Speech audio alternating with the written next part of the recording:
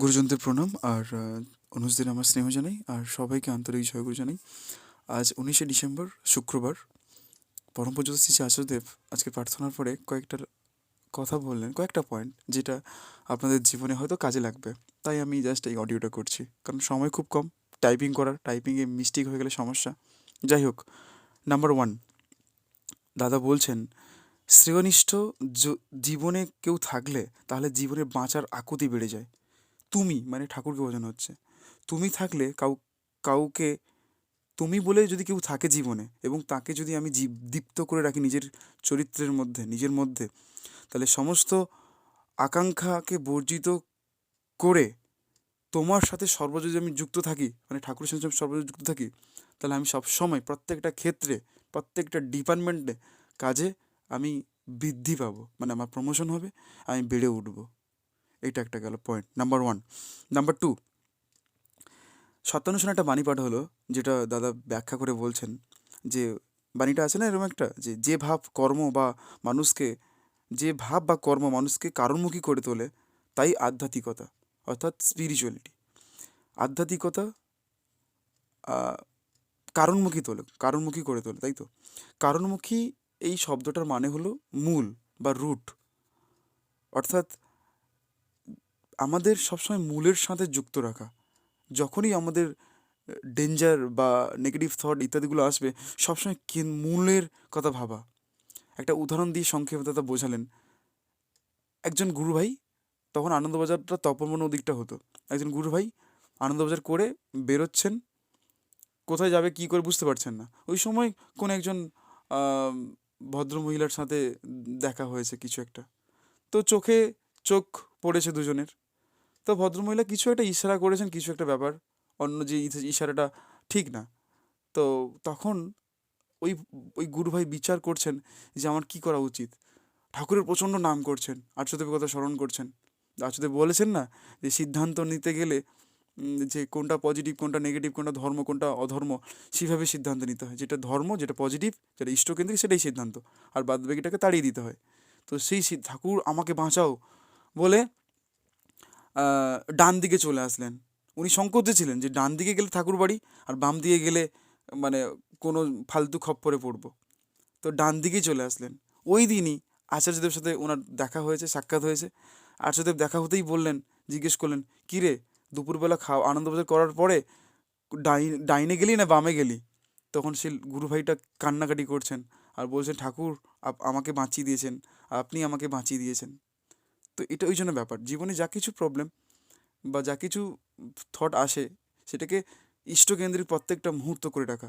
এটা নাম্বার দুই গেল। নাম্বার তিন হলো, কাউকে ভালো ভালো ব্যবহার করছি, কারোর সাথে খারাপ ব্যবহার করছি, কাউকে ভালো করে ট্রিট করছি, কাউকে ভালো করে ট্রিট করছি না, মানে আমাদের বা কারোর সাথে কোনো দ্বন্দ্ব হয়ে থাকে, তার মানে আহ, এখানে আসে সেই দ্বন্দ্ব মুক্ত হওয়ার জন্য, মানে যেখানে গেলে গ্রন্থির মোচন হয় সেটাই তীর্থ।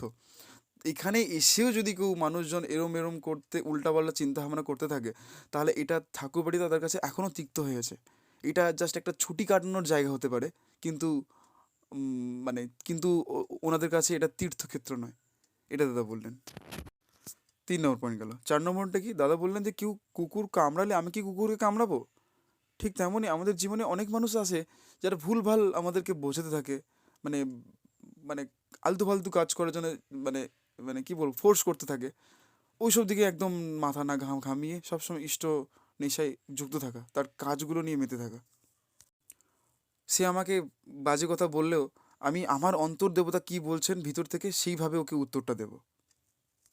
5 নম্বরটা দাদা বললেন যে সাধুতা, মানে কেউ আমার কাছে হয়তো, আমি ব্যবসায়ী বা কিছু, আমার কাছে কেউ 1 টাকা রিটার্ন পায়, আমি দিয়ে দিচ্ছি 1 টাকাটা, কিন্তু আমার কাছে কেউ 10 টাকা যখন পাচ্ছে আমি তাকে দিচ্ছি না রিটার্নটা। আবার কেউ আমার কাছে 100 টাকা পায়, আমি সেটা দিয়ে দিচ্ছি, কিন্তু 1000 টাকাটা যখন পাচ্ছে সেটা আমি দিচ্ছি না, সেটা 1000 টাকাটা আমার কাছে রেখে দিচ্ছি, আমি ওনাকে রিটার্ন দিচ্ছি না সেই কাস্টমারকে। আবার 1000 টাকা রিটার্ন দিয়ে দিচ্ছি, 10,000 টাকার বান্ডিলটা আমি রেখে দিচ্ছি, আমি দিচ্ছি না। তার মানে আমার ওই বিগ অ্যামাউন্টটা যেটা, ওই মানে 10 টাকা, এই 10 টাকা বা 100 টাকা বা 1000 টাকা বা 2000 টাকা, এটাই অবধি আমার অবধি, এই এটাই কি তাহলে আমার সাধুতার লিমিটেড?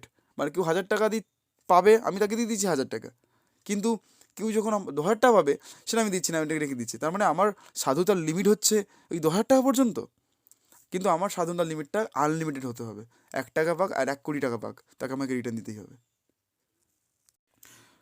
6 নম্বর পয়েন্ট বা লাস্ট পয়েন্ট এটাই, যে থট রিপ্লেসমেন্ট করা। হিমকবি মদ খেতেন, মদ্যপান করতেন, ঠাকুর কাছে আসতেন, ঠাকুর বলছেন যে ঠিক আছে আপনি খাবেন, কিন্তু আমার কাছে সাথে থাকবেন, আমার সান্নিধ্যে থাকবেন আপনি। এই সান্নিধ্যে আমি আপনাকে মদ খাওয়াবো। এই সান্নিধ্যে থাকতে থাকতে থাকতে থাকতে ওনার থটটা রিপ্লেসমেন্ট হয়ে গিয়ে কী হলো, ভালো কিছুতে যুক্ত হলো, আর সে তিনি মদ খাওয়া ছেড়ে দিলেন। এখানে এসে যারা আর্যদেবের কাছে নিবেদন করেন যে আমার নেশা আছে ইত্যাদি, আমি নেশা মুক্তি করতে চাই, কী করবো না করবো, দাদা তখন বললেন যে তোমাদের পাড়াতে যে দীক্ষাপত্রের সমীক্ষা কাজ চলছে, সেই কাজে তুমি যুক্ত করো, সেখান থেকে এসে তুমি না হলে নেশা করো, হয়তো কয়দিন খাবে, এই করতে করতে কিন্তু ওর নেশা খাওয়াটা চলে যাবে। মানে যখন আমার থটটা রিপ্লেসমেন্ট হয়ে যাচ্ছে, তখন মেন্টাল সেট আপটা চেঞ্জ হয়ে যায়। তা এই প্রসঙ্গে একটা ছোটো উল্লেখ হচ্ছে কি, অ্যাটমিক হ্যাবিট বইটা পড়েছিলাম আমি। তো ওখানে অ্যাটমিক হ্যাবিটের লেখক জেমস ক্লিয়ার বলছেন যে তুমি যদি বড় মানে ভালো মানে খারাপ অভ্যাসকে তুমি ত্যাগ করতে চাও, তুমি যদি খারাপ অভ্যাস ত্যাগ করতে চাও, তাহলে ভালো অভ্যাস তুমি রপ্ত করো, তাহলে খারাপ অভ্যাসটা চলে যাবে। কোনো কোনো অতীতের কোনো খারাপ কাজ করার, যেটা মানুষ অনেক মানুষকে রিগ্রেট ফিল করায়, বা কোনো কিছু হ্যান ত্যান, অনেক মানুষ হয় না ফিলিংস ইমোশন চোট হয়ে যায় ইত্যাদিগুলো, তো তখন কি করতে হয়, সেই সময়টা এইসব পুরনো স্মৃতি না ভেবে কী করতে হয়, গিটার শিখতে হয়, ভালো বই পড়তে হয়, কম্পিউটার কোর্সে করা, বা কোনো স্পোকেন ইংলিশ শেখা, বা কোনো ভালো কিছু শেখা। তাহলে কী হবে, তার থটটা রিপ্লেসমেন্ট হয়ে গেলে জীবনটা সে আনন্দ দিতে পারবে। আর জীবনটা তো একটাই, প্রত্যেকটা মুহূর্ত খুবই মূল্যবান, কারণ আমি খরচা করতে যাব। সেই সময়টা আমার যে সময়টা আমি আমার যে দুঃখ কষ্টগুলো ধ্যান করছি, এগুলো না করে প্রতিবেশীদের হেল্প করা, যে সমস্ত গুরু ভাই বোনগুলো আছে তাদেরকে ইন্সপায়ার করা, তাদেরকে বিবাহ নিয়মগুলো বা অন্যান্য যে নিয়ম শৃঙ্খলা আছে সেগুলো তাদেরকে বোঝানো, যাতে তারা না ভুল করতে পারে। আমি নিজেকে নিয়ে মুক্ত, তাহলে কী হবে, আমাকে আমি নিজেকেই পাবো। আমি কি নিজেকে প্রাপ্তির জন্য ঠাকুরকে ধরেছি? নিশ্চয়ই না। আমাকে ঠাকুরকেই প্রাপ্ত করার জন্য আমি ঠাকুরকে ধরেছি। সোজা কথা।